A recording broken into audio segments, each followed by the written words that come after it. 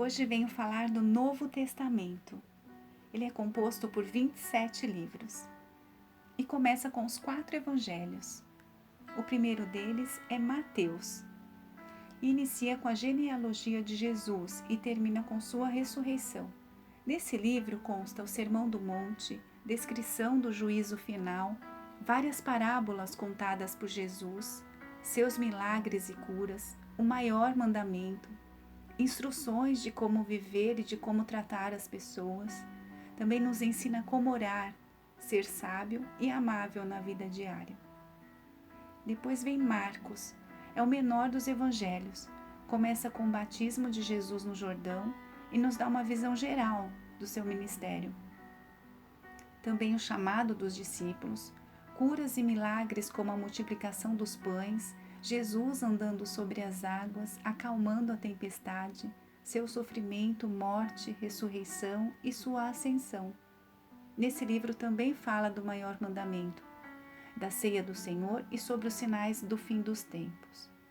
Depois vem Lucas, que começa com o anjo anunciando ao sacerdote Zacarias que ele e sua esposa Isabel teriam um filho, João Batista. Ainda no primeiro capítulo é predito o nascimento de Jesus. E nos capítulos seguintes também revela o ministério de Jesus, curas, milagres, advertências e exortação ao arrependimento e também parábolas como a da ovelha perdida, a dracma, do filho pródigo. Também relata a escolha dos 12 apóstolos e morte e ressurreição de Jesus. E assim como o livro de Marcos, termina com Jesus sendo elevado ao céu. Depois vem João. Esse evangelho começa apresentando Jesus como o Verbo.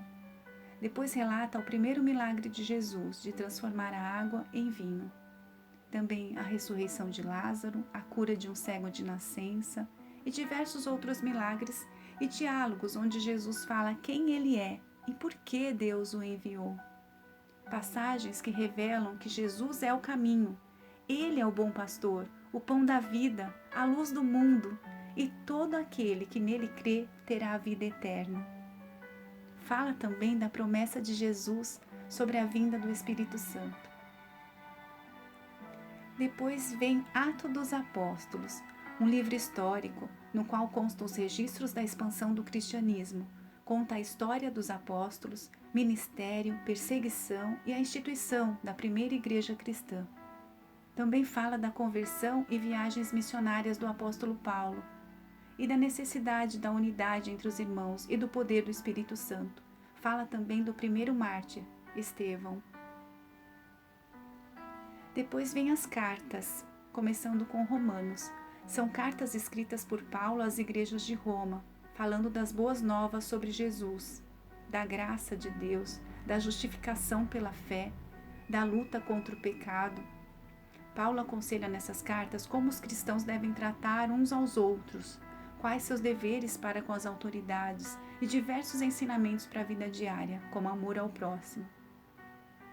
Várias passagens reportam-se ao Antigo Testamento e a carta termina com várias saudações pessoais. Depois vem 1 Coríntios. Nessa carta é abordado o assunto sobre vários problemas que ocorriam na igreja de Corinto, como imaturidade espiritual, intrigas, divisões, litígios entre os irmãos e algumas questões doutrinárias. Assim, Paulo trata da importância da unidade entre os irmãos, como se portar na igreja, assuntos como a diversidade de dons espirituais, a ceia do Senhor e a confiança em Deus, e termina também com algumas recomendações e saudações. Depois vem 2 Coríntios. Em meio a essa situação de embate entre os irmãos da igreja de Corinto, Paulo escreve essa segunda carta onde fala do seu caráter e os frutos do seu ministério. Revela fatos de sua vida e suas preocupações, trazendo muitos ensinamentos e advertências acerca da santidade. Depois vem Gálatas.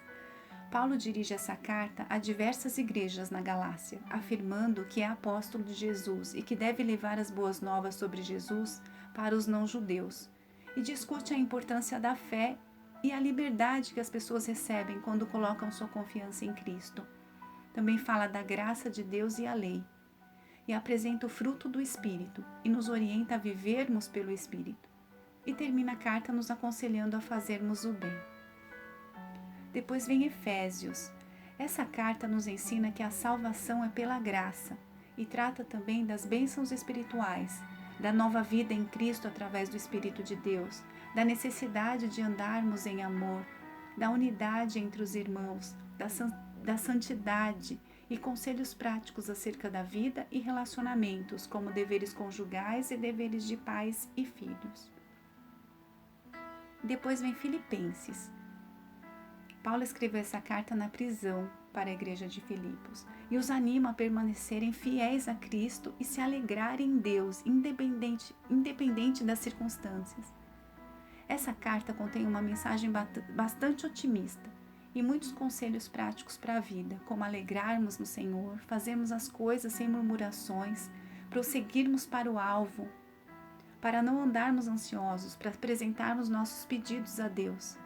Também nos encoraja no último capítulo dizendo que podemos todas as coisas naquele que nos fortalece.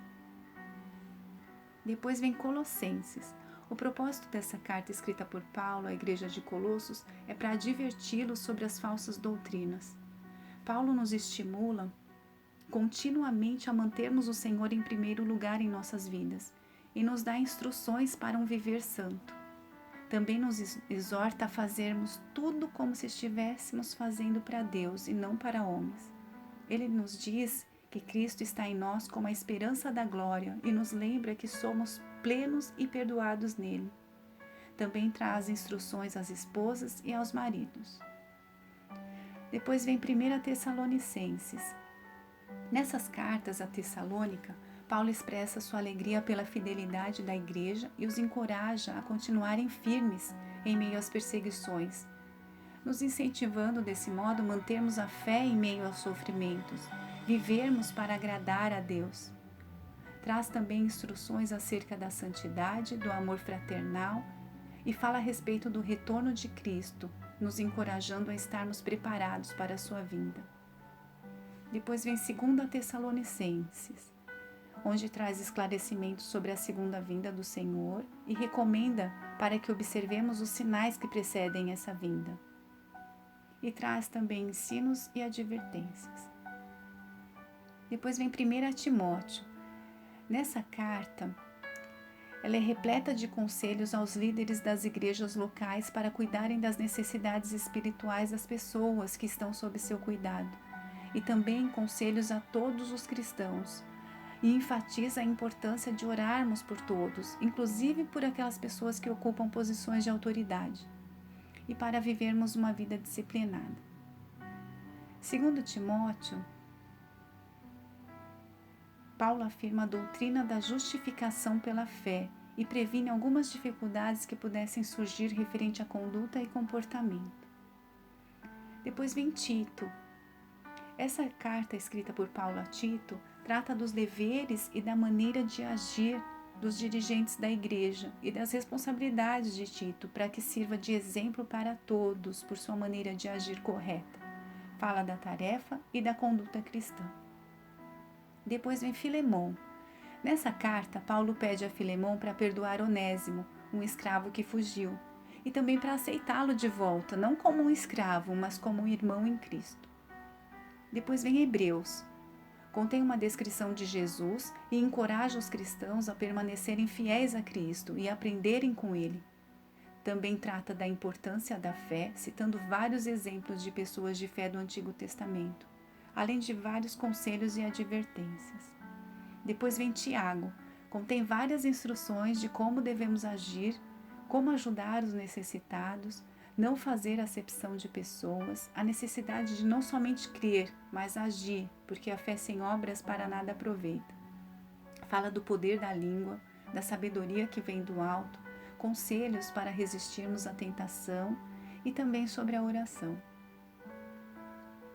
Depois vem 1 Pedro, que leva conforto e esperança aos cristãos perseguidos por causa da fé, e os relembra de sua conversão e dos privilégios que têm em Cristo, e traz diversos conselhos, ensinamentos e exortação à santidade.